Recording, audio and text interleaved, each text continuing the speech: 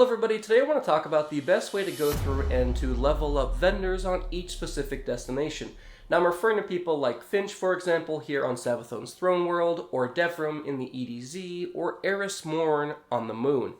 Now when going through and first coming to these vendors here, if you're a new player or a returning player, you'll probably notice that most of the engrams are going to be locked. Initially, a lot of them will be locked in simply until you complete these stories. So if you haven't finished a story yet, like myself, the last actual story I played was Beyond Light, so I've got a lot of content to catch up on. So first complete the story. But as you're playing, you don't have to wait to complete the story to actually gain the reputation.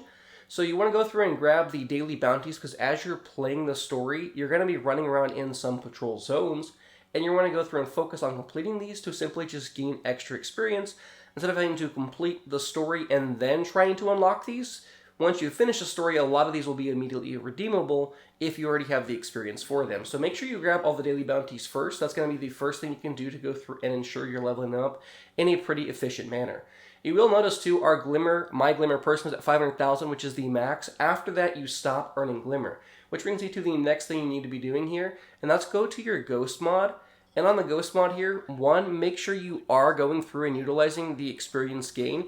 If you do have the Battle Pass, even if you're just using the standard Battle Pass here, or the Rewards Pass, for example, you will notice that the experience here applies only to this. So if you're not level 100 yet, then go through and focus on trying to level this up, because it will give you Bright Dust or Enhancement Cores, which is a pivotal item that you'll need to upgrade your gear down the road.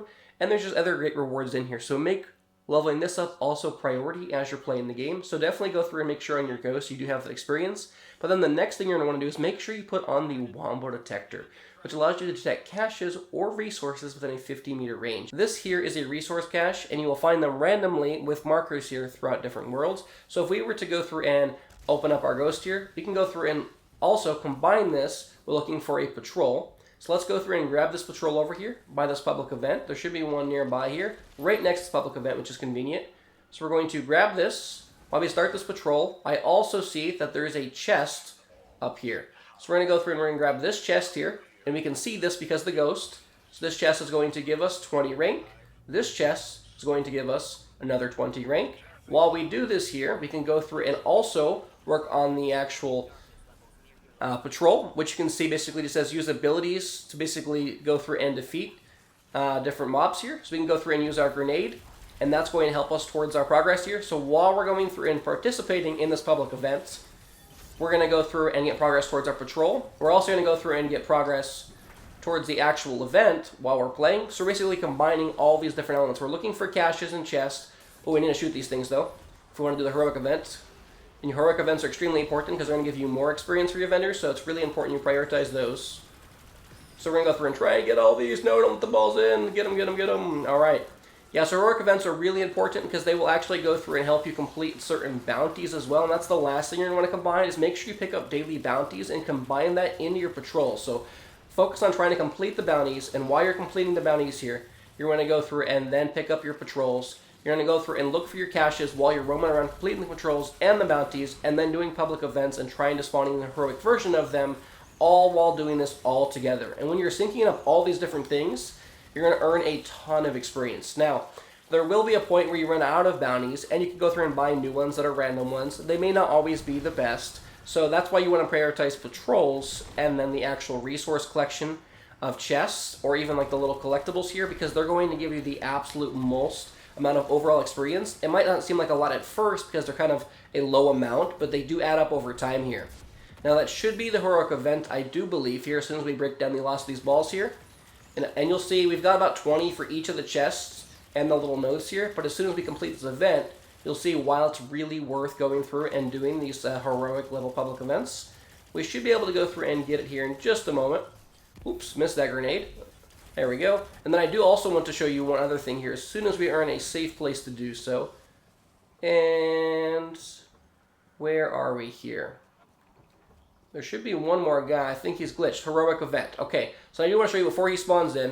If you go to my quest here, it says to go through and complete a public event with Void or Stasis. And when you complete a heroic level event, it gives you more. So now I want to go through and show you exactly how much experience you get by doing the heroic version versus the standard version here. And I think they obliterated him. There we go. We should be able to go through and finish this up here. And let's get this guy here. Let's weaken him with a grenade. And this should be it right here. So we completed the mission here by using our abilities. And then we're going to go through and beat the final boss here in just a minute with our last ability here. Should weaken him. And then one more shot and he should be out of here.